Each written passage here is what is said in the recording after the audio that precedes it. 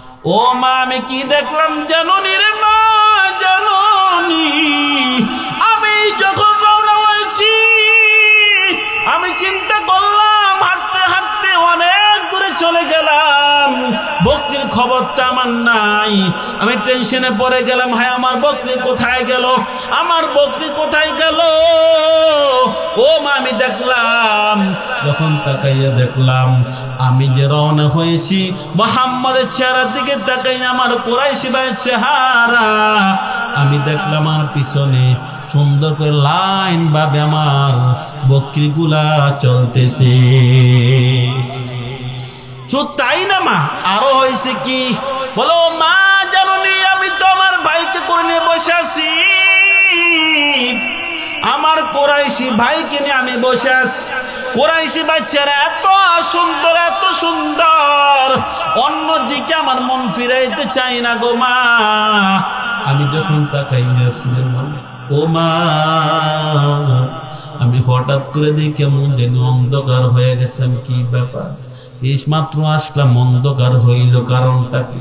সন্ধ্যা হওয়ার তো কথা না, কিন্তু তাকাইয়া দেখি সূর্য তো ডুবে যাইতেছে, নিশ্চয়ই অন্ধকার। ও মা, কোন সময় সময় গেছে আমি টের পাই না। মা, জানি সেদিন কি হয়েছে? ও মা, ও মা, আমি আমার ভাইয়ের দিকে তাকাইয়াছিলাম, আমি চিন্তা যখন পড়ে গেলাম যে অন্ধকারের মধ্যে আমার বকরি কোথায় খুঁজে পাবো, বকরি খোঁজার জন্য আমি পাগল হয়ে গেলাম।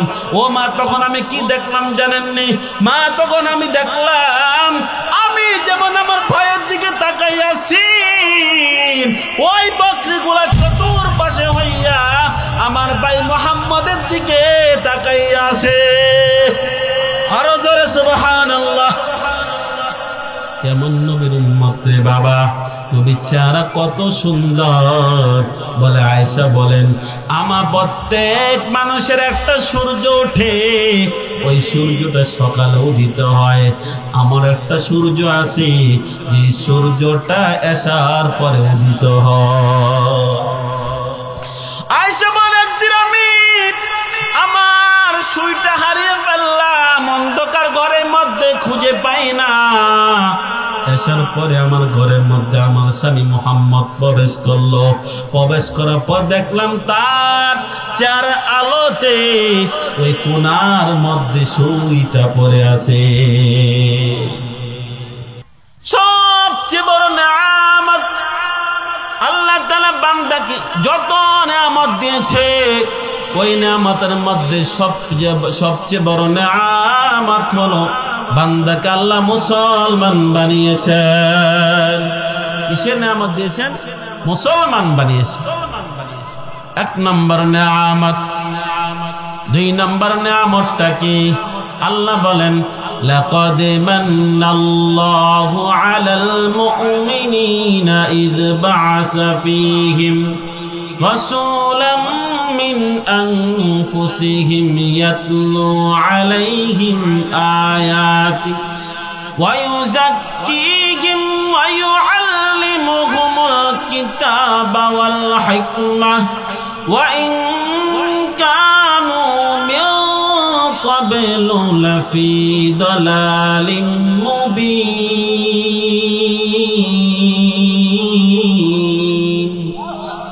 আল্লাহ বলেন, বান্দা, নিয়ামতের মধ্যে সবচেয়ে বড় নিয়ামতের মধ্যে দ্বিতীয়টা হলো, বান্দা, আমি আল্লাহ তোমার এমন এক নবীর উম্মত বানাইছি, যে নবী পুরা দুনিয়া কিয়ামত থেকে নিয়ে কিয়ামত পর্যন্ত, দুনিয়া সৃষ্টি থেকে নিয়ে কিয়ামত পর্যন্ত যত মানুষ আগমন করবে, যত মানুষ আগমন করেছিল, যত নবী আগমন করেছিল, তাদের সবচেয়ে বড় নবীর উম্মত তোমাদেরকে বানাইছি। সবচেয়ে বড় নবী, যার উপর কোনো নবী নাই, সবচেয়ে বড় নবী, সেই নবীর উম্মত আমাদেরকে আল্লাহ বানিয়েছে।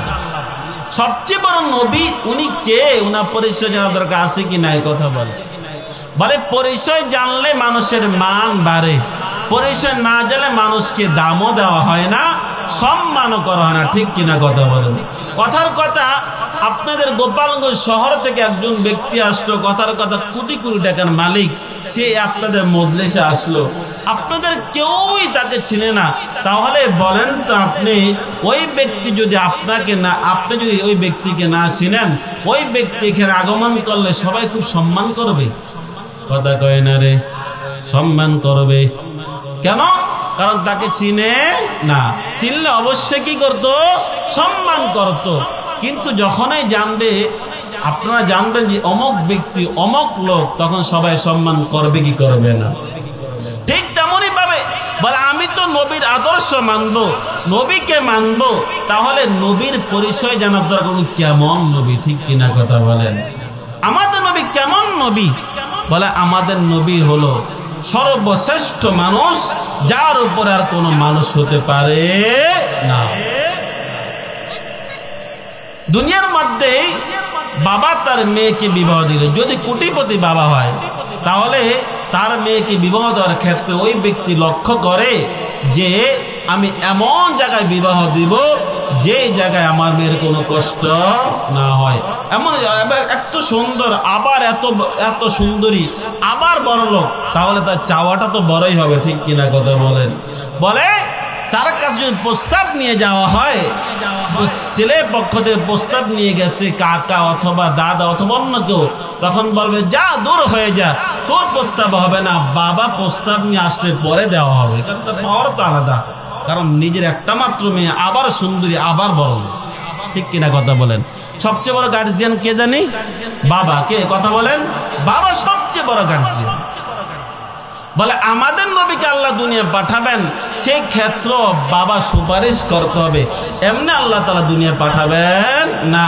বলে আগে দোয়া করতে হবে, দোয়া চাও, তারপর আমি তোমাকে আমার সর্বশ্রেষ্ঠ মানুষকে দিব। এখন আমাদের জাতির পিতাকে কথা বলেন, ইব্রাহিম খলিলুল্লাহ। আবার বলেন কে? ইব্রাহিম। আবার ইব্রাহিম খলিলুল্লাহ। ইব্রাহিম খলিলুল্লাহ। আল্লাহর কাছে দোয়া করতে হবে। কখন দোয়া করেছেন? ইব্রাহিম খলিলুল্লাহ, আল্লাহর বন্ধু ইব্রাহিম, আল্লাহর আদেশে যখন বাইতুল্লাহর কাজ শেষ করলেন, এই ইব্রাহিম তুমি তোমার বাইতুল্লাহ কাজ শেষ করো।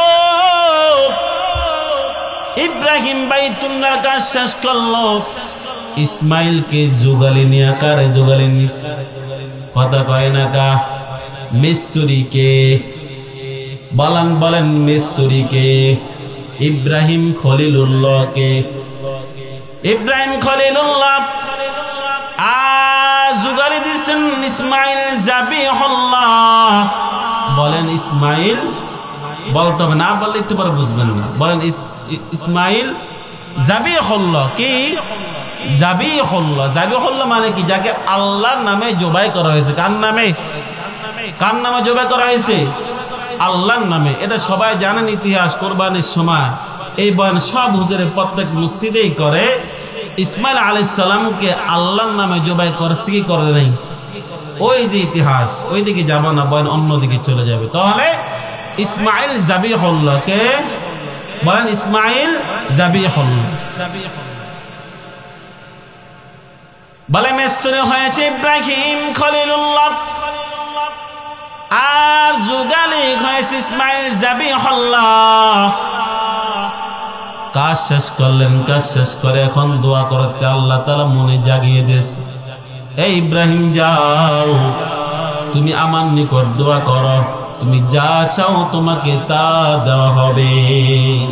মহৎ কাজ করেছো তুমি, বাইতুল্লাহ বানাচ্ছো, যার দিকে তাকে সকল মানুষ নামাজ পড়বে, এমন একটা কাজ করেছো, সুতরাং তুমি আমাকে চাও, আমি তোমাকে দিব। আল্লাহর নবী চিন্তা করলেন,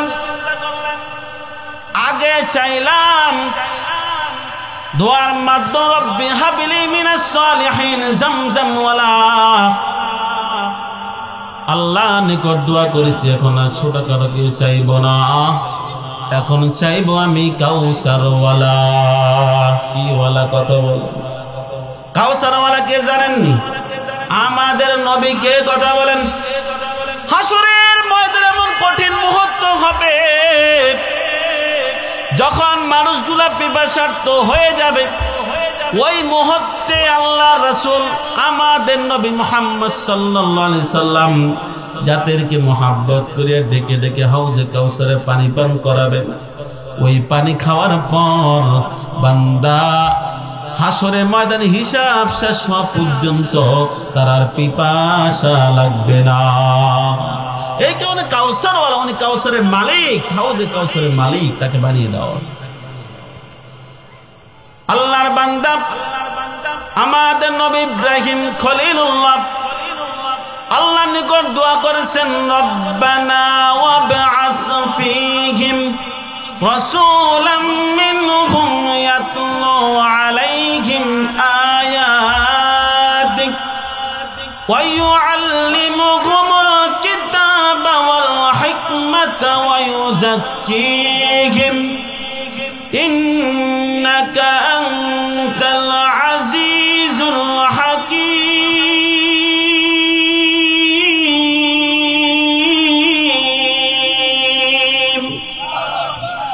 আল্লাহর নবী বাইতুল্লাহ বানাইয়া বলে, মালিক আমার উম্মত, আমার বংশের মধ্যে এমন একজন আল্লাহ রাসূল পাঠান, যে রাসূল তার বান্দাদেরকে 4টা কাজ করাইবে। কয়টা কাজ? কথা বলেন। ইয়াতলু আলাইহিম আয়াতি, সেই বান্দাকে কোরআন, সে বান্দা কোরআন তেলাওয়াত করে শোনাইবে, তাকে পরিশুদ্ধ করবে, হিকমত শিক্ষা দিবে, কিতাব শিক্ষা দিবে। এই 4টা কাজ করনে বলে এমন একজন নবী বানান। এবার সবাই বলেন তো দোয়া করেছেন কে? কথা বলেন। সবাই বলেন কে দোয়া করেছেন? আরো জোরে বলেন। ইব্রাহিম খলিলুল্লাহ, পুরো নাম বলেন ইব্রাহিম খলিলুল্লাহ। আবার বলেন কে দোয়া করেছেন? ইব্রাহিম খলিলুল্লাহর সাথে আছে কে জানি? ইসমাইল যাবিহুল্লাহ দোয়া করেছেন কে? কথা বলেন। ইব্রাহিম খলিলুল্লাহ সাথে আমিন আমিন বলতেছেন ইসমাইল যাবিহুল্লাহ। কথা বলেন তো, যে জায়গায় বসিয়া দোয়া করেছো এই জায়গাটার নাম কি? কথা বলেন। বাইতুল্লাহ। কি? কথা বলেন। আরো জোরে বলেন কি? এবার বলেন তো দোয়া করেছেন কে?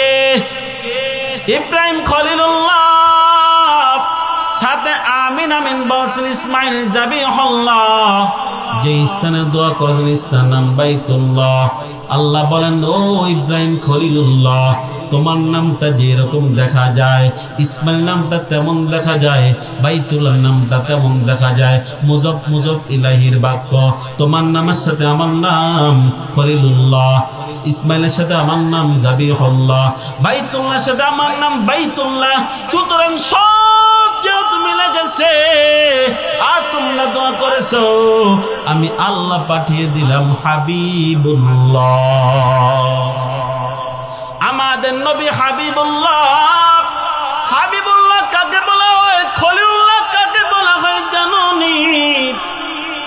খলিলুল্লাহ মানে আল্লাহর বন্ধু, হাবিবুল্লাহ মানে আল্লাহর বন্ধু। তো পার্থক্য একটু আছে। কেমন পার্থক্য? বলে খলিলুল্লাহ মানে হলো যে খলিল আল্লাহকে মহব্বত করে, যে খলিল আল্লাহর জন্য পাগল। কিন্তু হাবিবুল্লাহকে জানোনি? বলে হাবিবুল্লাহ হলো যে স্বয়ং আল্লাহ হাবিবের জন্য পাগল।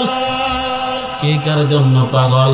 বলে আল্লাহ আমাদের পয়গম্বর নবীর জন্য পাগল।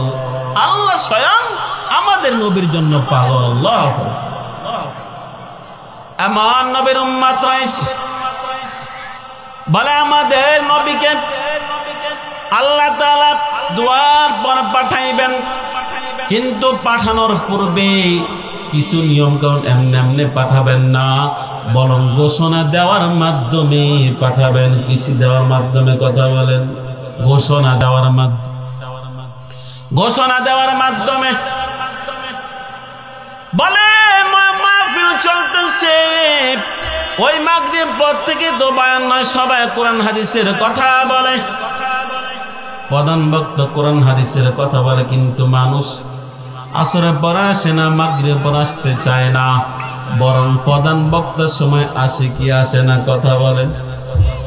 যখন মাইকেল নবী প্রধান বক্তা এসেছে, সবাই আসেন আসেন, সবাই চিন্তা করবে আজ যাই হোক প্রধান বক্তার শুনতে হবে, প্রধান বক্তার বয়ান শুনতে হবে। বলে আমাদের পয়গম্বর হলো কথা বলেন। আচ্ছা বলুন তো, পোস্টারের সর্ব উপরে কার নাম থাকে? সবার উপরে।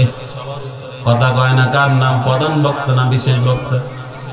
প্রধান বক্তার নাম থাকে সবার উপরে। নাম বয়ান করে সবার, বয়ান করে সবার আগে না পরে? কথা কয় না, আগে না পরে? নামটা আগে, বয়ান করে পরে। এই বিষয়টা কেমন? বলে বিষয়টা এমনই, তুমি একটু চিন্তা করো। আমাদের পয়গম্বর সকল নবী বক্তা, কিন্তু আমার নবী বিশেষ বক্তা না, আমার নবী বিশেষ অতিথি না, আমার নবী হলো প্রধান বক্তা। নাম সবার উপরে, সবার উপরে নাম। অন্য নবীর নাম পরে। বলে নবী পড়াইছে কেন? শেষ নবী কেন হয়েছে? বলে একটাই কারণ, প্রধান বক্তার নাম থাকবে উপরে আর আসবে সবার পরে। ঠিক কিনা কথা বলে? এই কারণে আমার নবী সবার লাস্টে আগমন করবে, কিন্তু প্রধান বক্তার ঘোষণা আগেই দিতে হবে।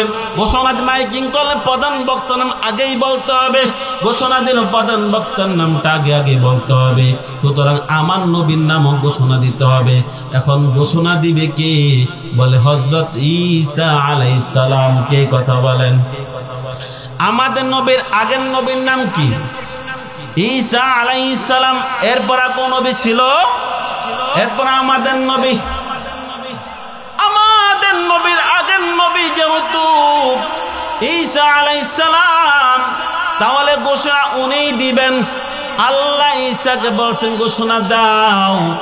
ঈসা ঘোষণা দিয়েছে, ওয়াইদ ক্বালা ঈসা বিনু মারইয়াম ইয়া বনি ইসরাঈলা ইন্নী রাসূলুল্লাহি ইলাইকুম মুসাদ্দিকাল লিমা বাইনা ইয়াদাইয়া মিনাত তাওরাহ ওয়া মুবাশশিরাম বিরাসূলিন ইয়াতি মিন বা'দি ইসমুহু আহমদ ফালাম্মা জাআহুম বিল বাইয়িনাতি ক্বালু হাযা সিহরুম মুবিন। আমাদের পয়গম্বর দুনিয়া আগমন করে ঈসা আলাইহিস সালাম বলেন, ঈসা ইয়া ঈসা বিনু মারইয়াম ইয়া বনি ইসরাঈল, হে বনি ইসরাঈল, ইন্নী রাসূলুল্লাহ, নিশ্চয় আমি আল্লাহর রাসূল, মুসাদ্দিকাল লিমা বাইনা ইয়াদাইয়া মিনাত তাওরাহ, তো আমি তাওরাত কিতাবকে আমি সত্যায়ন করি। আর একটা কথা শোনো বনি ইসরাঈল, তোমরা শোনো, ওয়া মুবাশশিরাম বিরাসূলিন ইয়াতি মিন বা'দি ইসমুহু আহমদ, হে বনি ইসরাঈল তোমরা শোনো, আমার পরে এমন একজন নবী আসবে যাকে তোমরা অনুসরণ করবা, তার নামটা হলো আহমদ। কি কথা বলেন? আবার বলেন নামটা কি? আমাদের নবীর নাম কি? কথা বলেন। আহমদ মুহাম্মদ। বলেন আহমদ মুহাম্মদ। ঘোষণা দিয়েছেন আমার নবীকে আল্লাহ তাআলা পাঠাইবেন। চিন্তা করলেন স্বাভাবিক জায়গায় পাঠাইলে হবে না, দামি জায়গায় পাঠাইতে হবে এবং মাঝখানে পাঠাইতে হবে। বলে দুনিয়ার মাঝখানে পাঠাইতে হবে। কেন মাঝখানে পাঠাইতে হবে? উদাহরণত বলা যায়, কথা বলেন তো, আপনাদের এলাকায় পুকুর আছে কি নাই? আছে কি নাই? আছে। তাহলে বলেন তো, ওই পুকুরের মধ্যে যদি এক কিনারায় যদি আপনি একটা পাথর নিক্ষেপ করেন, একটা ইট নিক্ষেপ করেন, তাহলে চতুর্দিকে কি এক মাপে কি ঢেউ যাবে না? একদিকে কম বেশি যাবে? কথা বলে না কেন? কম বেশি যাবে কি যাবে না? কিন্তু বলেন তো, এই ইটটা যদি একদম মাঝখানে মারে, তাহলে চতুর্দিকে সমানভাবে ঢেউ যাবে কি যাবে না? কথা বলে। চতুর্পাশ সমান যাবে কেন? বলে মাঝখানে তো মূল পয়েন্টে মারছে। আমার নবীকে আল্লাহ মাঝখানে পাঠাইছেন কেন? নবীকে আল্লাহ মাঝখানে পাঠাইছে। আল্লাহ বলছেন ওয়ামা আরসালনাকা ইল্লা রাহমাতাল লিল আলামিন। আল্লাহ বলেন আমি আমার নবীকে পাঠিয়েছি পুরা বিশ্বের জন্য রহমত স্বরূপ। কি স্বরূপ? রহমত স্বরূপ। এখন রহমত যদি এক কিনারায় থাকে তাহলে তো এক কিনারে রহমত বেশি যাবে, অন্য কিনারে রহমত কম যাবে। আল্লাহ বলে না না, আমার নবীরা মাঝখানে পাঠাইব।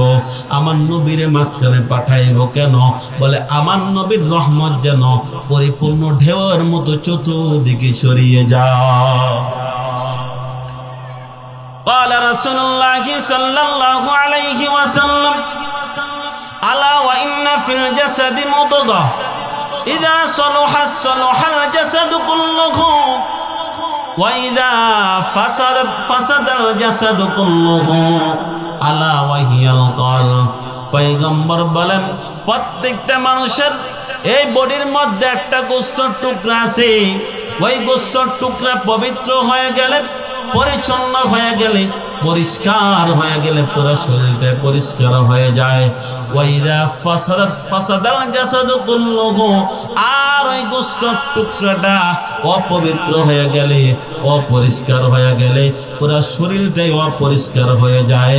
আলা ওয়াহিয়াল কলব, সেটাই হলো কলব। সেটাই কি? কলব। কলব পরিষ্কার, পুরো শরীর পরিষ্কার। কলব অপরিষ্কার, পুরো শরীর অপরিষ্কার। আমাদের পুরা বিশ্বের মধ্যে কলব হলো মক্কা। কোথায়? কোথায়? সৌদি আরব। আরব রাষ্ট্র হলো আমাদের কলব। বলে আজকে কেন অন্য দেশে সমস্যা কেন? বাংলাদেশের মধ্যে ফিতনা কেন হয়? ইন্ডিয়া ফিতনা কেন হয়? পাকিস্তানে ফিতনা কেন হয়? বাংলাদেশ সমস্যা কেন? ইন্ডিয়া সমস্যা কেন? পাকিস্তানের সমস্যা কেন? অন্য দেশে গুনাহ কেন বেশি হয়? আমরা বলি কলব সমস্যা হয়ে গেছে। মক্কার ভিতরে সৌদি আরবে সমস্যা হয়ে গেছে, যার কারণে সৌদির মধ্যে গুনাহ হয়, শুধু অন্য দেশে গুনাহ হবেই, এর স্বাভাবিক। সৌদির গুনাহ হয়নি? আগে না থাকলে এখন আছে কি নাই? মূল পয়েন্টে সমস্যা, কলবে সমস্যা, আমাদের সমস্যা হবেই। সুতরাং কলবকে পরিষ্কার দরকার আছে কি না? আল্লাহ রাসূলকে আল্লাহ তাআলা কলবের নিকট পাঠাইছেন, যাতে করে পুরা বিশ্বের মধ্যে কলব পরিষ্কার হয়ে গেলে পুরা বিশ্বটা পরিষ্কার হয়ে যায়। এরকম পয়গম্বরকে কলবের মধ্যে পাঠাইছেন। কিন্তু আল্লাহ চিন্তা করলেন আমার নবীকে যে যার ইচ্ছা তার কাছে পাঠাইলে হবে না। বংশ দেখতে হবে, বাবা দেখতে হবে, দাদা দেখতে হবে, মা দেখতে হবে। প্রত্যেকে সেক্টরে দেখে দেখে আমার পয়গম্বরকে পাঠাইতে হবে। কোন জায়গায় পাঠাবো? কোন বংশের মধ্যে পাঠাবো? বলে দুনিয়ার মধ্যে সবচেয়ে দামি বংশের মধ্যে পাঠাতে হবে। সবচেয়ে দামি বংশ হলো কুরাইশ বংশ। ওই বংশের মধ্যে আল্লাহ আমাদের পয়গম্বরকে পাঠাইছেন। আমাদের পয়গম্বরকে শুধু তাই না, আব্দুল মুত্তালিবের ঘরের মধ্যে পাঠিয়েছেন। আব্দুল মুত্তালিব কেমন লোক? বলে ওই জামানায় সবচেয়ে দামি, বলে পুরা মক্কার মোতাওয়ালি সাহাবী যার কাছে ছিল উনি হলো আব্দুল মুত্তালিব। কোন ঘরের মধ্যে পাঠাবেন? আব্দুল মুত্তালিবের তো অনেক সন্তান, আব্দুল উজ্জা, আব্দুল শামস, আব্দুল মানাফ, উজ্জা, নাফি, এই যে নামগুলো, নামের মধ্যে শিরকি ভাব। আব্দুল শামস মানে সূর্যের বান্দা। বলেন তো সূর্য গরু বান্দা আছেন? বান্দা কার? আরো জোরে কার? আল্লাহর বান্দা। আব্দুল্লাহ অর্থ কি জানে না মনে হয়? আল্লাহর বান্দা জানেন না? আব্দুল্লাহ অর্থ কি? আব্দুল্লাহ অর্থ আল্লাহর বান্দা। আল্লাহর কাছে সবচেয়ে দামি নাম হলো আব্দুল্লাহ। এর থেকে আর ভালো নাম নাই। সবচেয়ে দামি নাম হলো আব্দুল্লাহ। কেন? আল্লাহ বান্দা আব্দুন শব্দটা খুবই পছন্দ করেন। যাতে আল্লাহ বলেন সুবহানাল্লাযী আসরা বিআবদিহি লাইলাম মিনাল মাসজিদিল হারাম ইলাল মাসজিদিল আকসাল্লাযী বারাকনা হাওলাহু লিনুরিয়াহু মিন আয়াতিনা ইন্নাহু হুয়াস সামিউল বাসীর।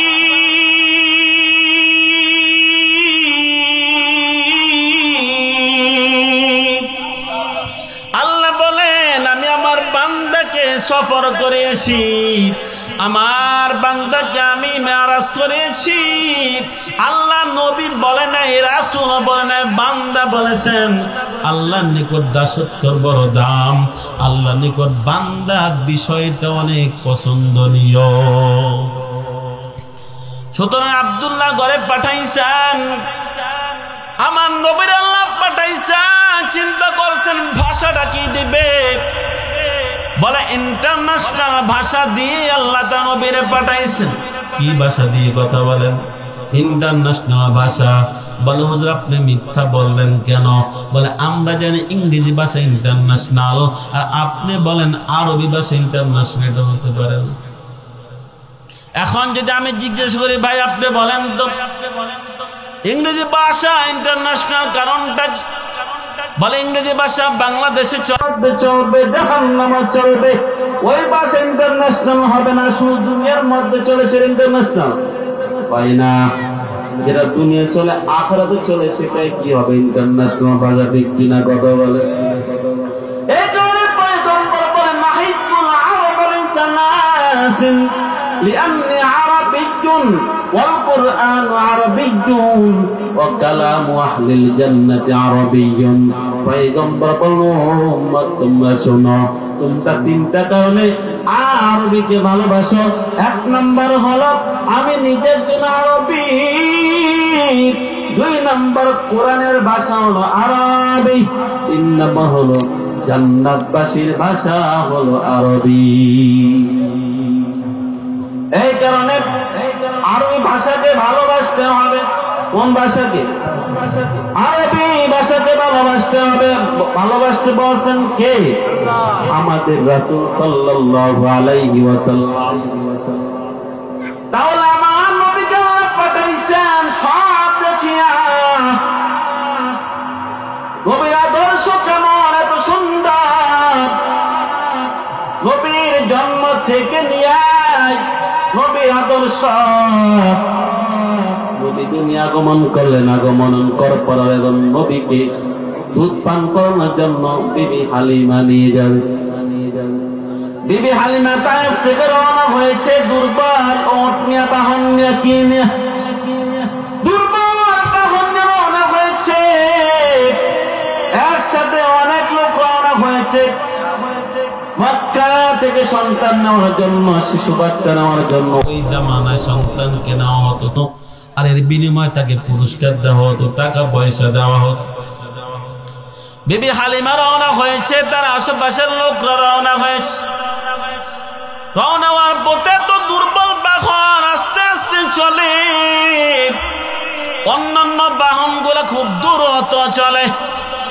দ্রুত যাইয়া এবার যখন মক্কা যাইয়া ভালোবাসো বড় লোক সন্তান গুলা সবাই যাচাই বাছাই কইরা নিয়ে গেছে, কিন্তু মুহাম্মদ তেমন তাকে কেউ পছন্দ করে না, কেউ নিতে চায় না, কেউ বলে আমি তাকে নিব। এই কেন নিবি না? বলে এতিম সন্তানের টাকা পয়সা। আল্লাহ রত্নকে চিনে না, চিনে না। ওখান দিয়ে হালিমা দেরি হয়ে গেছে। বাহনটা দুর্বল হওয়ার কারণে, বাহনটা দুর্বল হওয়ার কারণে এবার যায়। হালিমা যাওয়ার পর থেকে তার সাথে যারা রওনা হয়েছে আগে আগে গিয়া ভালো ভালো বড় লোক সন্তান গুলা সব নিয়ে গেছে, আর কোন ভালো সন্তান। হালিমা হালিমা স্বামীকে বলে, স্বামী আমার আর তো কোনো বড় লোক সন্তান দেখা যায় না। তবে ওই যে দেখা যায় ওই ঘরের মধ্যে একটা এতিম সন্তান আছে, তারে নিবেন। আব্দুল মুত্তালিব কে তোমার হালিমা বলে কি করব, খালি হাতে যাওয়ার থেকে ওই সন্তানটা নিয়ে যাই, দেখি কি হয়, পুরস্কার না পাই দেখি কিছু হয়। আল্লাহর নবী নেওয়ার জন্য সামনে অগ্রসর, আমেনার কোলে মুহাম্মদ,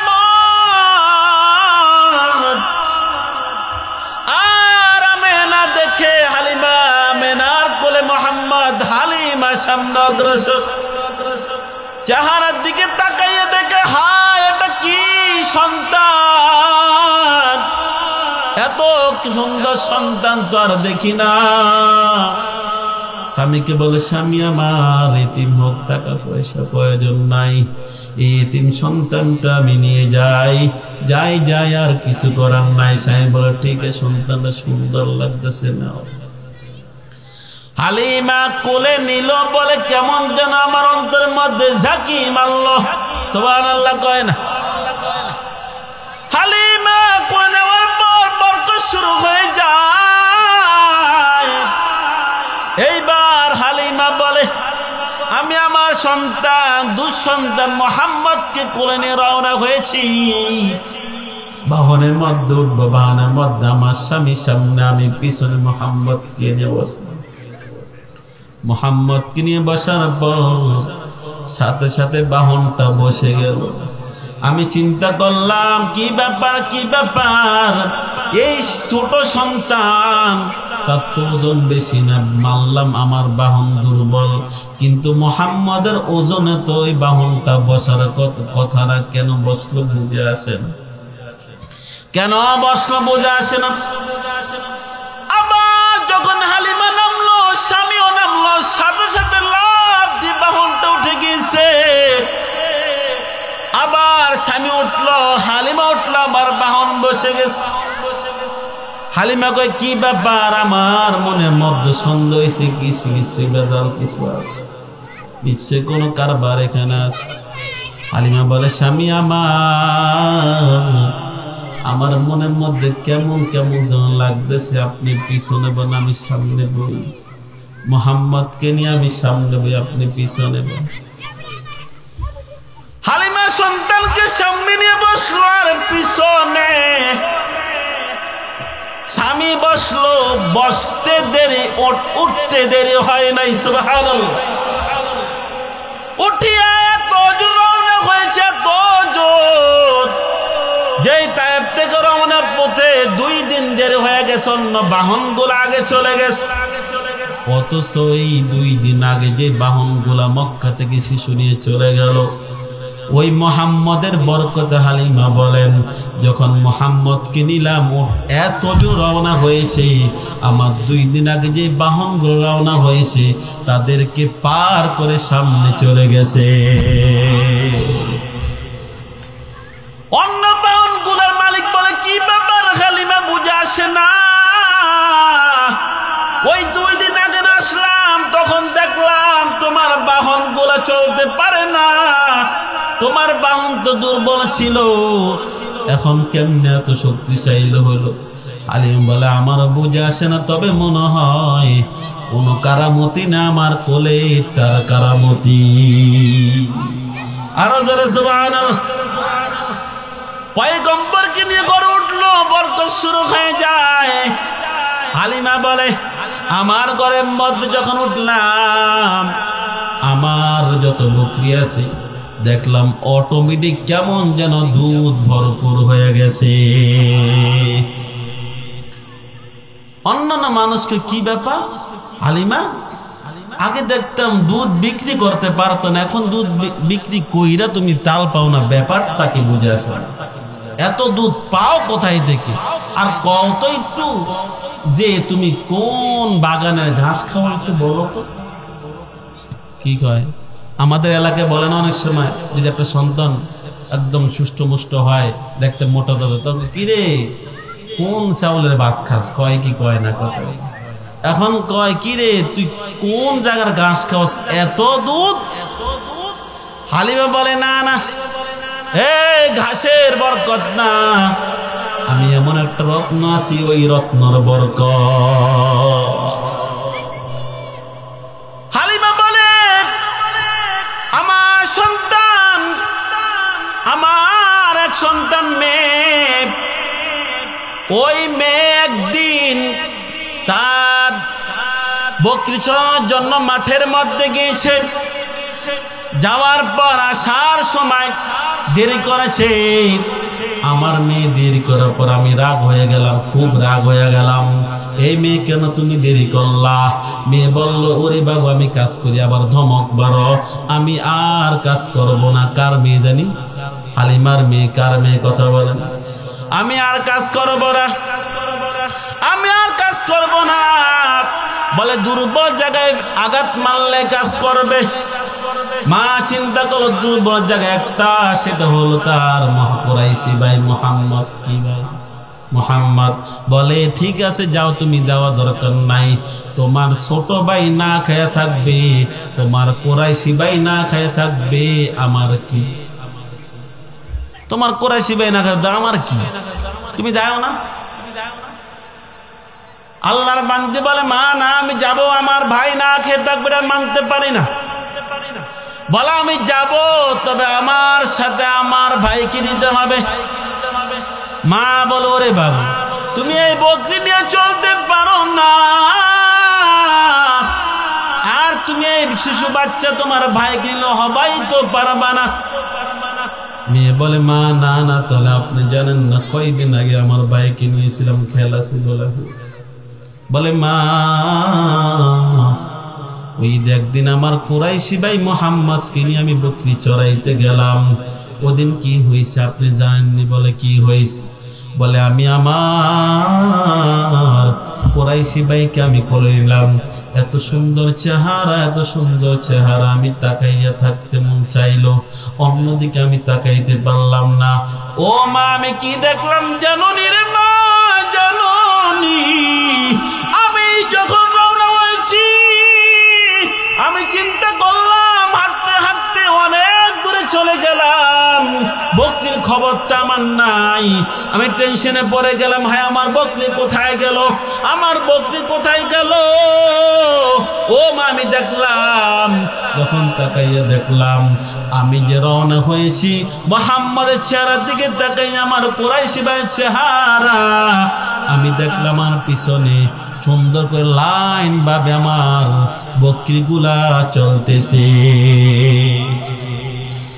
তাই না মা, আরো হয়েছে কি? বলো মা জানোনি আমি তো আমার ভাইকে করে নিয়ে বসে আছি, আমার কুরাইশি ভাইকে নিয়ে আমি বসে আছি। কুরাইশি বাচ্চারা এত সুন্দর, এত সুন্দর, অন্যদিকে আমার মন ফিরাইতে চাই না গো মা। আমি যখন তাকাইয়াছিলাম, ও মা আমি হঠাৎ করে দিই কেমন যেন অন্ধকার হয়ে গেছেন। কি ব্যাপার? এই মাত্র আসলাম, অন্ধকার হইল, কারণটা কি? সন্ধ্যা হওয়ার তো কথা না, কিন্তু তাকাইয়া দেখি সূর্য তো ডুবে যাইতেছে, নিশ্চয়ই অন্ধকার। ও মা কোন সময় সময় গেছে আমি টের পাই না। মা জানি সেদিন কি হয়েছে? ও মা, ও মা আমি আমার ভাইয়ের দিকে তাকাইয়াছিলাম, আমি চিন্তায় যখন পড়ে গেলাম যে অন্ধকারের মধ্যে আমার বকরি কোথায় খুঁজে পাবো, বকরি খোঁজার জন্য আমি পাগল হয়ে গেলাম। ও মা তখন আমি কি দেখলাম জানেননি? মা তখন আমি দেখলাম, আমি যেমন আমার ভাইয়ের দিকে তাকাইয়াছি, ওই বকরিগুলা চতুর পাশে হইয়া আমার ভাই মুহাম্মদের দিকে তাকাইয়াছে। আরো জোরে সুবহানাল্লাহ। কেমন নবীর উম্মত রে বাবা, নবীর চেহারা কত সুন্দর। বলে আয়েশা বলেন, আমার প্রত্যেক মানুষের একটা সূর্য ওঠে, ওই সূর্যটা সকালে উদিত হয়। আমার একটা সূর্য আছে, যে সূর্যটা এশার পরে উদিত হয়। আয়েশা বলে, একদিন আমি আমার সুইটা হারিয়ে ফেললাম, অন্ধকার ঘরের মধ্যে খুঁজে পাই না। আসার পরে আমার ঘরের মধ্যে আমার স্বামী মুহাম্মদ প্রবেশ করলো। প্রবেশ করার পর দেখলাম তার চার আলোতে ওই কোণার মধ্যে সুইটা পড়ে আছে। এই কাহিনীগুলো কার সাথে? হালিমার সাথে। কার সাথে? এখন হালিমা গেল বাড়ির মধ্যে আমেনার সাথে দেখা করার জন্য। কার? আমেনা কে? নবীর আপন মা। কি মা? হালিমা। কি মা? দুধ মা। হালিমা আর আমেনা আপন মা। এখন আমেনা কাছে গয়, আমেনা কাছে কি বলে, আমেনা কি একটা সন্তান তুমি দিলা, এই সন্তানটা এই এমন এমন কিছু দেখছি, কি ব্যাপার? আমেনাকে, ওরে হালিমা তুমি এগুলা দেখছো, আমি তো আরো কিছু দেখেছি, আমি আরো কঠিন কিছু দেখছি। বলে কি দেখছো আমার কাছে একটু বলো। আমেনা বলে, ও হালিমা বোন আমার, যেই দিন আমার পেটের মধ্যে মুহাম্মদ এসেছে, যেমন কি হয়েছে, ওদিন থেকে আমার কেমন যেন সূর্য সালাম জানায়, চাঁদ আমারে সালাম জানায়। সুবহানাল্লাহ। তাই না? ও হালিমা তুমি জানো নি, যেই দিন আমার পেটের মধ্যে আমার মুহাম্মদ সন্তান আসলো, আসার পর আমার পেটের মধ্যে যখন আসলো, আমার শরীরের মধ্যে ঘ্রাণ ছড়িয়ে পড়ল। একদিনে ঘটনা, আমার শ্বশুর আব্দুল মুত্তালিব তা আমার শাশুড়ির কাছে বিচার দিল। আব্দুল মুত্তালিব আসলো, এই বিবি, আব্দুল্লাহর বিবি আমেনা, সে তো বিধবা হয়ে গেছে, সে কেন সুগন্ধি লাগায়, সুগন্ধি লাগাইয়া কেন আবার বাহিরে যায়, তার তো এটা উচিত না, তার যাওয়া ঠিক না, কারণ বিধবা মহিলা সুগন্ধি লাগাইতে পারে না, সে কেন সুগন্ধি লাগায়। আব্দুল মুত্তালিব যখন এই কথা বলল, ওই তার বিবিকে বলল, বিবি বলে তাই নাকি? বলে হ্যাঁ। বলে, ও আব্দুল মুত্তালিব স্বামী আমার, তাহলে আপনি শুনেন, আপনি তো এগুলা শুনছেন, এবার আমার থেকে শুনেন। আমেনা যখন বাথরুমে যায়, গোসলখানায় যায় গোসল করার জন্য, আর আমি এরপরে গোসল করতে যাই, আপনি জানেন কি অবস্থা হয়? তখন পুরা গোসলখানাটা যখন সে বের হয়, মনে হয় মেসকে আম্বার ছড়িয়ে দিয়েছে। বলে তাই নাকি? বলে মানে ডাকো, আম্মাকে ডাকলো, আমেনা কি ব্যাপার, কি ব্যাপার? আমি আব্দুল মুত্তালিব, আমার তো অনেক সম্মান পুরা রাজ্যের মধ্যে, পুরা মক্কার মধ্যে, সুতরাং তুমি এমন কেন কাজ করো? আমার তো সম্মান নষ্ট হয়ে যাইতেছে, আমার সম্মান নষ্ট হইতেছে রে ভাই।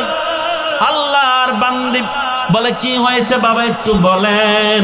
বলে, তুমি কেন সুগন্ধি লাগাও রে মা? ও মা, সুগন্ধি লাগানো কেন? আমার তো মান সম্মান থাকে না, কেন তুমি সুগন্ধি লাগাও? আমেনা কান্না করলেন, কিছু বললেন না, কিছু না বলিয়া মুখের থেকে একটু থুতু মারলেন জমিনের মধ্যে। বলে, জমিন থেকে কেমন যেন মেষ্ট আম্বর বের হওয়া শুরু হয়ে গেছে। আমেনা বলে, খালিমা এটা মাত্র একটা, আরো শুনবা নি? বলে, হ্যাঁ শুনবো। কি শুনবা? বলে, আমি আমার গর্ভের মধ্যে যখন সন্তান মুহাম্মদ, আমি কূপের মধ্যে পানি আনতে যাইতাম, পানি আনতে গেলে কূপের মধ্যে পানি নিচে থাকে। কোথায় থাকে? কূপ তো মনে হয় দেখেন, দেখছেন? কূপ পানি কোথায় থাকে? নিচে থাকে। বালতি দিয়ে উঠাইতে হয় রশি বেঁধে। আমেনা বলে, যেদিন থেকে মুহাম্মদ আমার পেটের মধ্যে, ওই দিন থেকে আমার কখনো বালতি দ্বারা পানি উঠাইতে হয় না, আমি কূপের কাছে গেলে পানি উপরে উঠে যায়। মক্কার অন্য মহিলার বলে, ও আমেনা তুই যাইস না, তুই থাক, তুই গেলে পানি নিচে চলে যায়, আমাদের কষ্ট হয়। ও বোন তুই থাক, পানি উপরে থাকুক, দরকার হয় তোর পানিটা আমরা বাড়িতে নিয়ে যাব, তারপর তুই যাইস না, আমরা পানিটা উঠে নে। কেমন নবী আমার নবী! বেটা থাকা অবস্থা মানে বলে, আমি যখন রাস্তায় রওনা হয়েছি, মক্কায় কেমন পাথর কেমন বালু, যারা উমরা হজ করতে গেছেন অথবা হজ করতে গেছেন তারা জানে। গেছেন কে কি হাত তুলেন? আমি আলহামদুলিল্লাহ গেছি। খুব ঠান্ডা মনে হয়, কথা কয় না, খুব ঠান্ডা। মক্কা যখন দুপুরে রোদ উঠে তখন বালি খুব ঠান্ডা না গরম? কথা কয় না। কেমন গরম মানে কেমন গরম? বলে পাও লাগলে ঠোসা পড়ে যায়। কি ঠোসা বোঝেননি? কি পরে ঠোসা পড়ে যায়। আমার সাথে হাজির সাহেব, উনিও গেছে। উনি যাওয়ার পরে একদিন জুতো হারাইলেস। জুতো হারাইয়া আল্লাহ সারাইছে। আমাদের বাসা একদম কাছে, আমাদের বাসার একদম কবুতর চত্বর একদম পাশে, 5 মিনিট লাগে যাইতে। ওই 5 মিনিট হাঁটার জন্য ওনার পায়ে পুরো ঠোসা করে শেষ। এত গরম, এত গরম। কিন্তু আমার নবীর পেটের মধ্যে আমেনা কয় পাথর তো এত গরম এত শক্ত, কিন্তু আমার পেটের মধ্যে যখন মুহাম্মদ, তখন আমি পাথরে যখন পা দিতাম পাথরটা তুলার মতো নরম হয়ে যেত। তাই না? বলে এত গরম, বলে ওটা গরম না, কেমন যেন এসির মতো যে থাকলে যেমন নরম, ঠান্ডা এমন ঠান্ডা হয়ে যেত।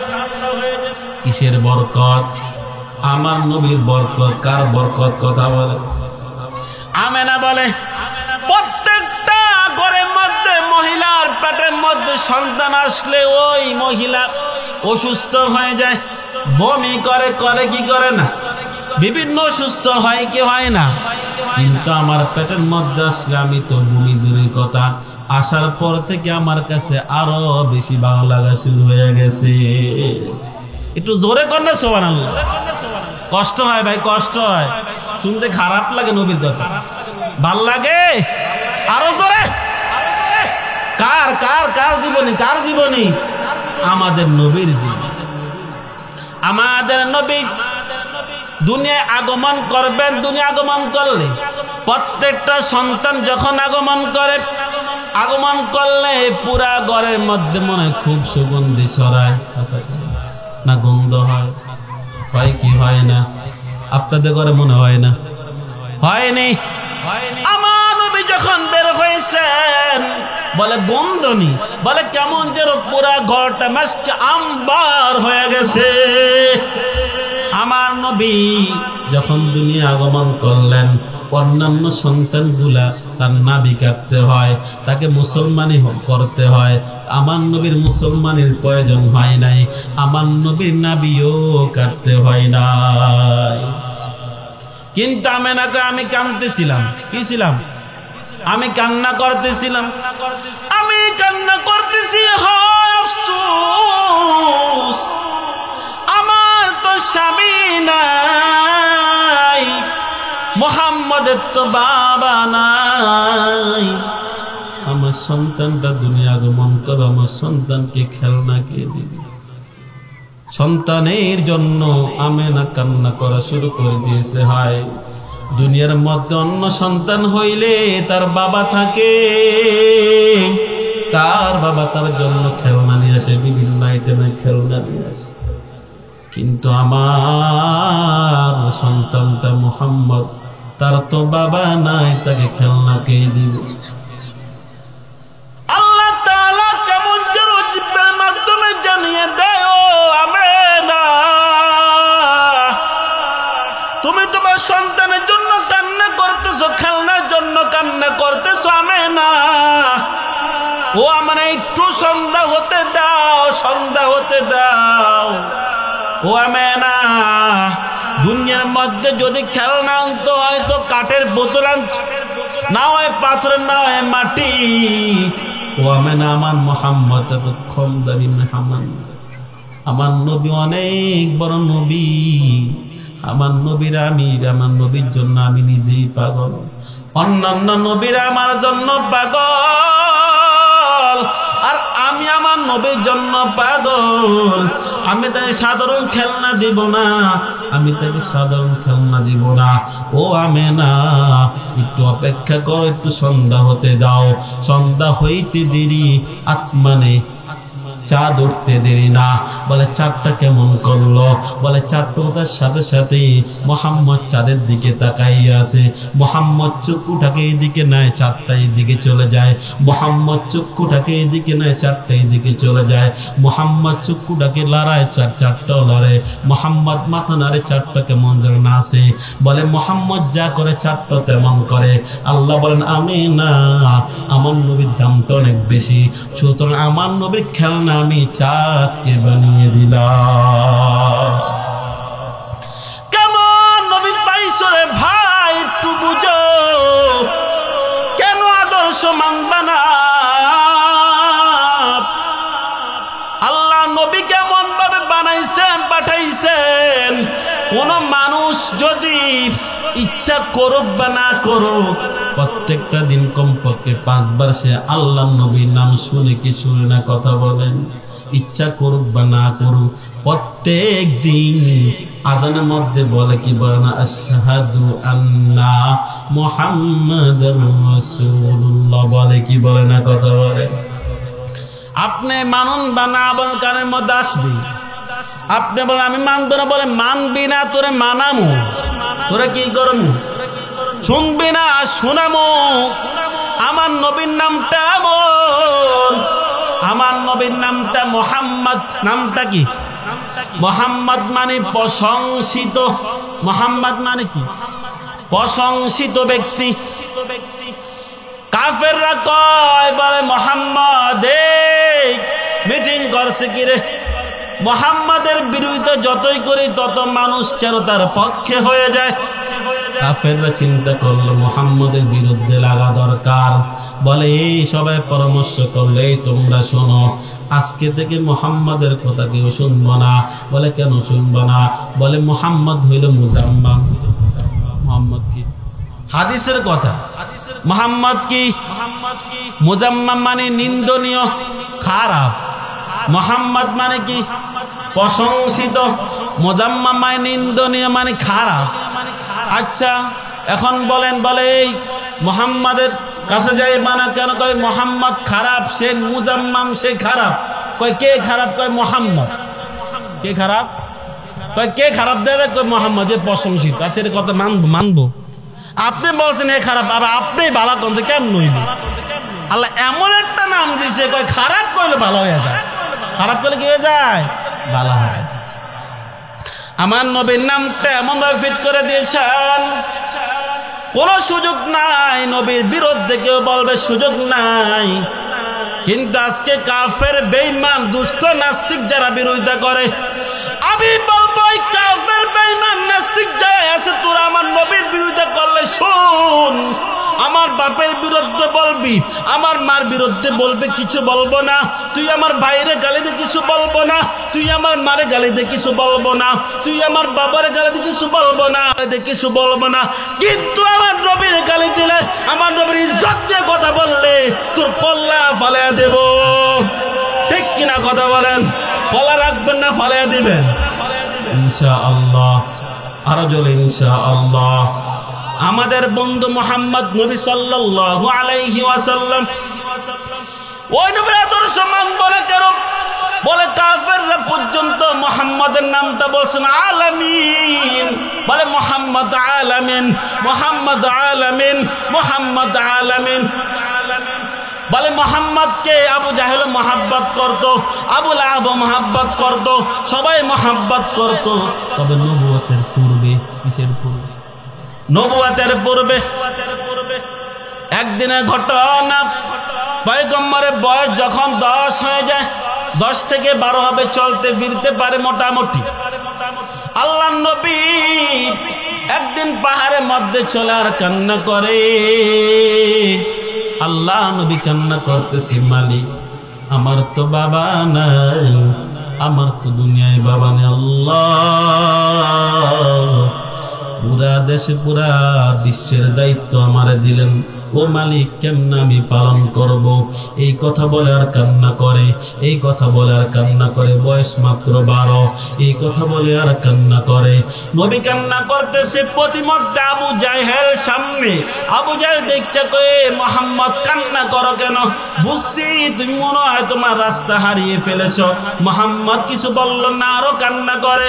আবু জাহেল বলে, ভাতিজা উপরে উঠ, আমার বাহনে উঠ, তোরে আমি নিয়ে যাও বাড়ির মধ্যে, কারণ তুই আমার ভাতিজা, তোরে আমি রেখে যেতে পারি না। মোহাম্মদ বলে, না না চাচা, আমি যাবো না, আমার মনটা বড় খারাপ, আমি যাইতে পারবো না। চাচা, আমার বাবা নাই, আমার মনটা বড় খারাপ। আবু জাহেল বলে, না না, তুই আব্দুল্লাহ সন্তান মোহাম্মদ, তোর আমি বড় মহাব্বত করি। এই কথা কে বলছে? কে বলছে? আরো জোরে কে বলছে? আবু জাহেল বলে, তোর আমি মহাব্বত করি, তুই তো কত ভালো সন্তান, অন্যান্য সন্তান বউ দুষ্টামি করস না, বেশি উল্টা পাল্টা করস না, সুতরাং তোর আমি একে রেখে যেতে পারি না, তোর আমি নিয়ে যাব, চল তুই চল। জোর কইরা ওটের মধ্যে উঠাইছে, বাহনের মধ্যে উঠাইছে, কিন্তু আবু জাহেল সামনে। কে সামনে? পিছনে কে? পিছনে কথা কয় না, পিছনে কে? পিছনে মোহাম্মদ। আবু জাহেল সামনে, পিছনে মোহাম্মদ। মোহাম্মদ যখন পিছনে, আবু জাহেল সামনে, ওটার সাথে সাথে বৈশা গেছে। কি গেছে? কথা কয় না, কি গেছে? বৈশা গেছে। আবু জাহেল যতই মারে কাম হয় না, দাঁড়ায় না। হঠাৎ করে উটের মুখটা খুলে গেছে। বলে, আবু জাহেল, তুই আবু জাহেল সামনে থাকবি আর পুরা বিশ্বের সবচেয়ে দামি ব্যক্তি পিছনে থাকবে, এটা কখনো হতে পারে না। বলে, আবু জাহেল, তুই তো আবু জাহেল আর সবচেয়ে দামি ব্যক্তি পিছনে থাকবে, এটা হতে পারে না। আবু জাহেল, কি ব্যাপারে, এটা আবার কি কয়? আবু জাহেল চিন্তা করে কয়, যাই হোক, আগে সামনে দেই, আমগো বংশের তো সন্তান। আমগো বংশের কি? আমগো বংশের সন্তান, সমস্যা নাই। আবু জাহেল সামনে মোহাম্মদকে দিছে, পিছনে বইছে।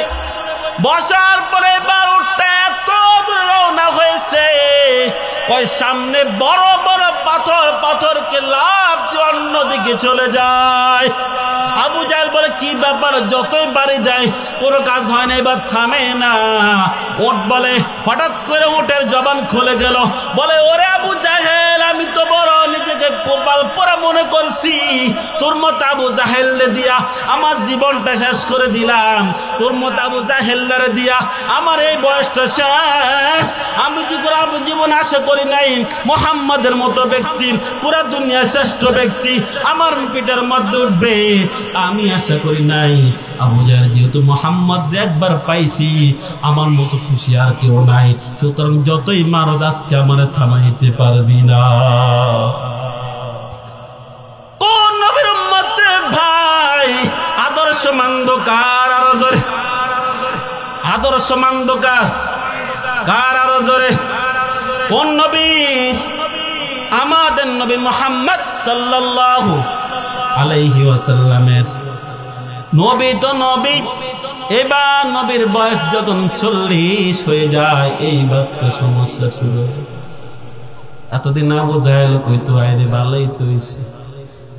আবু লাহাব কইতো, মুহাম্মাদের মতো ভালো কেউ নাই। উতবা সাইবা সবাই মুহাম্মাদের জন্য পাগল, সবাই আবু জাহেল, সবাই মুহাম্মাদের জন্য পাগল। কিন্তু যখন এইবার মুসলমান হয়েছে, যখন আল্লাহ তার নবুয়ত দিয়েছে, নবুয়ত দেওয়ার পরে এবার আল্লাহ বলেন, নবী আপনি এবার দাওয়াত দেন। কি দেন? আরো জোরে কি দেন? এইবার দাওয়াত দেওয়ার জন্য পাহাড়ের নিকট গেছে। সিরাতের মধ্যে লেখা হয়, আমাদের নবী এবার পাহাড়ের মধ্যে গিয়ে বলে, আব্দে মানাফ, বনে হাশেম, নাম ধরে ধরে ডাকতেছেন, গোত্রের নাম ধরে ডাকতেছেন, আসো। মুহাম্মদ ডাকতে, সবাই তো বল মুহাম্মদ ডাকছে, দেরি করতে পারবো, সবাই রওনা হয়েছে। মুহাম্মাদের সামনে বিশাল মানুষ একত্রিত হয়ে গেছে। এবার মুহাম্মদ ডেকে বলে, আবু আমার ভাইরা, কেউ আমার চাচারা, আপনারা বলেন আমি যদি এখন বলি এই পাহাড়ের পিছনে শত্রু বাহিনী আছে, কিছুক্ষণ পর আপনাদেরকে আক্রমণ করবে, তখন আপনারা কি বিশ্বাস করবেন কি করবেন না? সব এক বাক্যে বলে, হ্যাঁ অবশ্যই বিশ্বাস করব। এবার পয়গম্বর বলেন, কেন তোমরা বিশ্বাস করবা? এক বাক্যে আবু জাহেল, আবু লাহাব সবাই বলতেছে, তুমি কখনো মিথ্যা বলো নাই, তোমার 40 বছর হয়ে গেছে মিথ্যা শুনি নাই, তুমি বাটপারি করো নাই, তুমি মিথ্যা বলো নাই, কারো চুরি করো নাই, তুমি কোনো খারাপ কাজ করো নাই, মানুষকে কষ্ট দাও নাই, পরিবারের হক নষ্ট করো নাই, আত্মীয় হক রক্ষা করেছো, মানুষকে মহাব্বত করেছো, কাউকে গালি দাও নাই, কাউকে বাটপার বলো নাই, কাউকে তুমি হিংসা করো নাই, সুতরাং তুমি সবচেয়ে ভালো। তোমার ভালোই দেখছি, তোমার মতো ভালো কেউ হইতে পারে না, তোমার সত্যবাদী কেউ নাই। এবার পয়গম্বর সাক্ষী নিয়ে বলতেছে, তোমরা সাক্ষী দিয়েছো আমি সত্যবাদী, তাহলে শোনো, আল্লাহ এক আল্লাহকে মানতে হবে, আর আমি কে নবী মানো, তাহলে তোমরা সফল কাম হইবা, আর যদি না মানো তাহলে তোমরা সফল কাম হইবা না, তোমরা জাহান্নামে চলে যাইবা। আর আমি চাই না তোমরা আমার আপন মানুষ, তোমরা আমার মহাব্বতের মানুষ, তোমাদেরকে আমি মন দিয়ে মহাব্বত করেছি, আমি মুহাম্মদ তোমাদেরকে মহাব্বত করি, আমি জান যে মহাব্বত করি। আমি চাই না তোমরা জাহান্নামে যাও, আমি চাই তোমরা জান্নাতে যাও, সুতরাং কালিমা পড়ো, জান্নাত তোমরা পেয়ে যাইবা। এইবার শত্রু শুরু হয়ে গেছে। আবু লাহাব কয়, তাব্বান লাকা ইয়া মুহাম্মদ, আলিহাযা জামাতানা, হে মুহাম্মদ তুই ধ্বংস হ, নাউযুবিল্লাহ, এই জন্য আমরা জমা করছো। একটু আগে কি বলছে? আরো জোরে কি বলছে? সত্যবাদী। আর এখন কয় কি? তুই ধ্বংস হ, আর এই জন্য জমা করছ।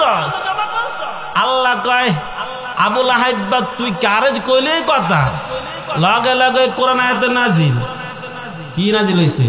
তাব্বাত ইয়াদা আবি লাহাবিন ওয়া তাব, মা আগনা আনহু মালুহু ওয়া মা কাসাব, সায়াসলা নারান যাতা লাহাবিন ওয়া মারাআতু হাম্মালাতাল হাতাব, ফি জিদিহা হাবলুম মিন মাসাদ।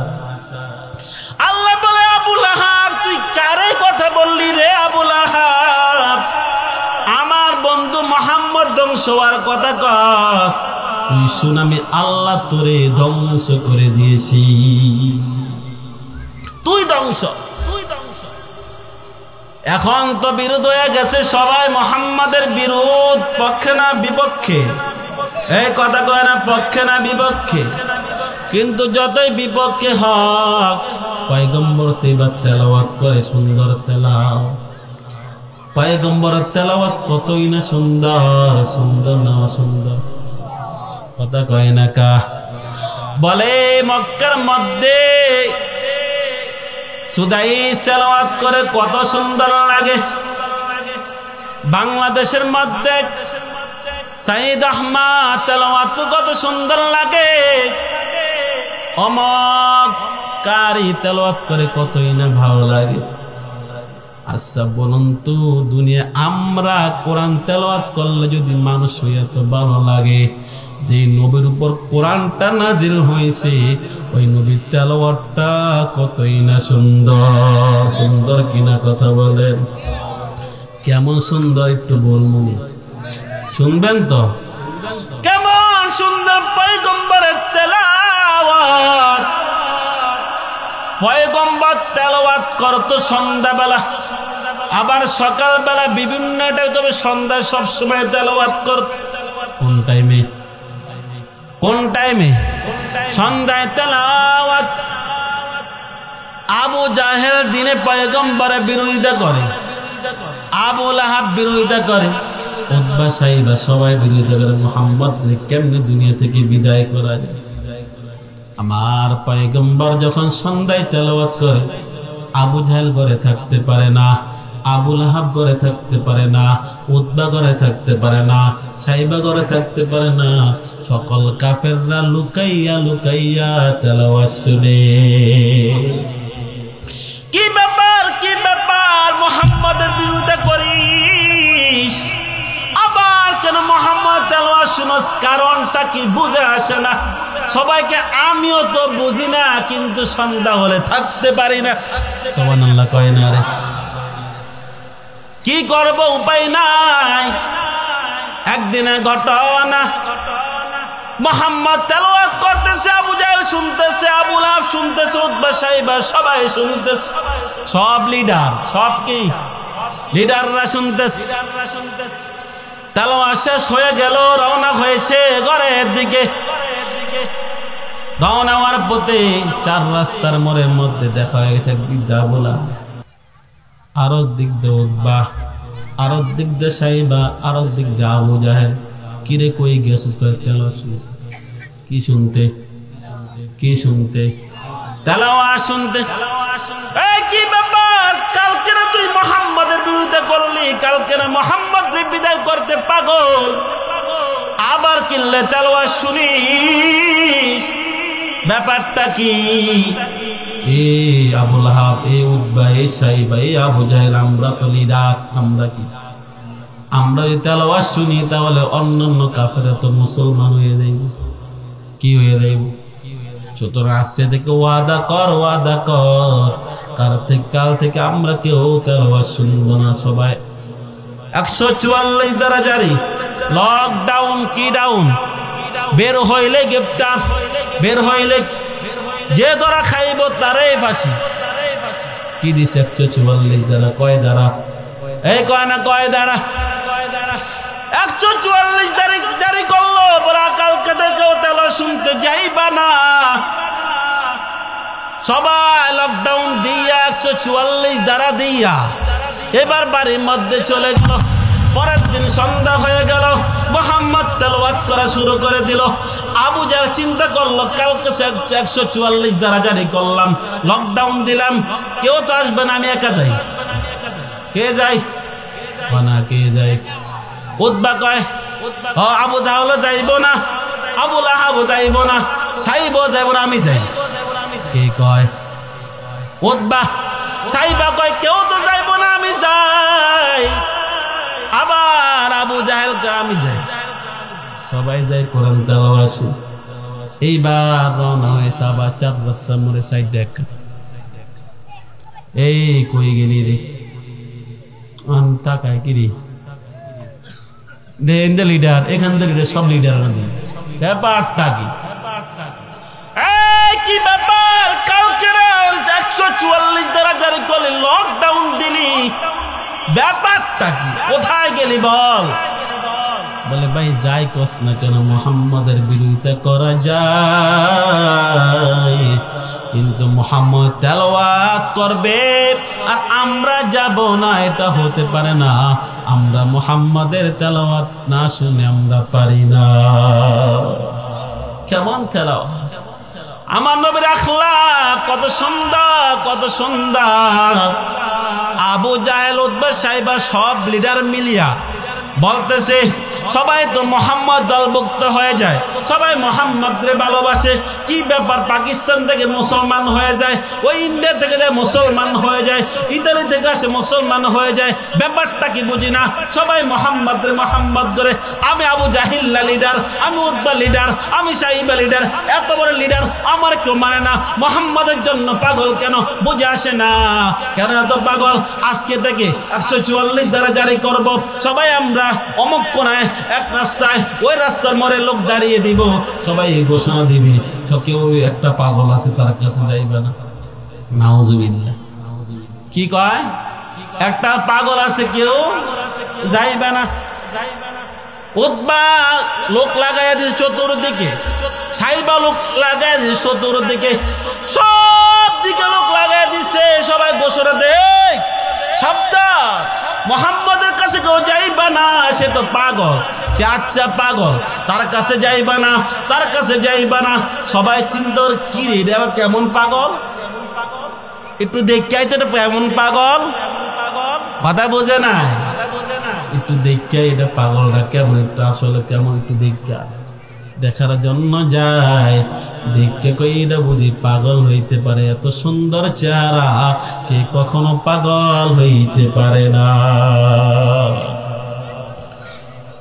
এত সুন্দর চেহারা পাগল হইতে পারে না। নিষেধ করে আগে তো মোহাম্মদ রে কেউ চিনত না, এখন আবু লাহাব আবু জাহেল ঘোষণা দিয়ে পাগল কইয়ে সবাই চিনাইতেছে। কেমনে চিনাইছে? আল্লাহ কয় তোরা মসজিদ মাদ্রাসা বন্ধ করবি, কর কর কর, আমি আল্লাহ আরো চালু করে দিও। ঠিক কিনা কথা? কোনো সুযোগ নাই, সুযোগ নাই। যতই তোরা কিছু করিস, আমি আল্লাহ যেটা করি তোরা সেটা করতে পারবি না। ঠিক কিনা কথা? আমার নবীর আখলাক এত সুন্দর, এত সুন্দর। আল্লাহ বলেন ওয়া ইন্নাকা লাআলা ওয়া ইন্নাকা লাআলা খুলুকিন আযীম।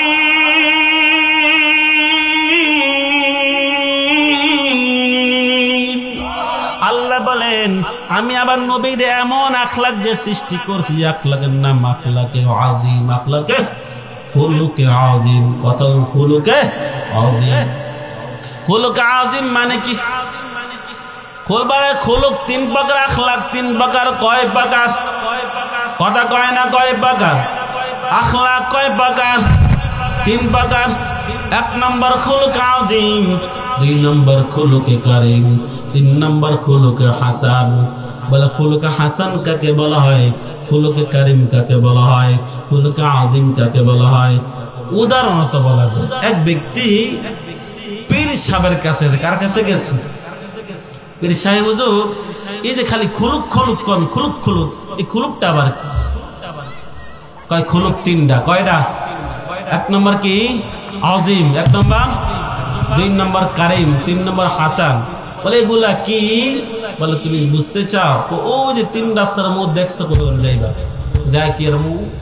যাওয়ার পরে তিনটা পেশাব বয়ে রয়েছে, তিনটা থাবর দিবা। কয়টা থাবর? একটা না তিনটা?